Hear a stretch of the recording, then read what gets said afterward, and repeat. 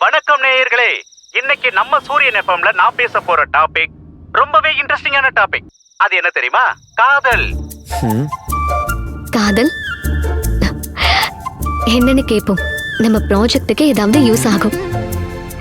அண்ணா, volume வைங்க. என்னடா ஏதோ புதுசா ஒரு டாபிக்க பத்தி பேச போற மாதிரி பில்டப் எல்லாம் கொடுத்துட்டு காதல்னு சொல்றானேன்னு யோசிக்கிறீங்களா? பல 100 வருஷங்களுக்கு முன்னாடியே உருவாகி இருந்தாலும் இன்னைக்கு வரைக்கும் பல பரிணாமங்களை அடைஞ்சு இருக்கிற காதல் எப்பவுமே புதுசுதாங்க. அது என்னமோ தெரியலங்க, காதலை பத்தி பேசினா மட்டும் சலிக்கிறதே இல்ல. அப்படிப்பட்ட காதல் உங்க எல்லாரோட மனசுலயும் நிச்சயமா இருக்கும். சிலருக்கு அந்த காதல் யார் மேல இருக்குன்னு தெரிஞ்சிருக்கும், சிலருக்கு தெரியாமலும் இருக்கும். ஆனா கண்டிப்பா காதல் மட்டும் இல்லாம இருக்கவே இருக்காது. என்ன ஒத்துக்கிறீங்க தானே? ஆனா அந்த காதலை நீங்க கண்டுபிடிக்கிறதுக்கு ஒரு சின்ன வழி இருக்கு. அத நான் இப்ப உங்களுக்கு சொல்ல போறேன்.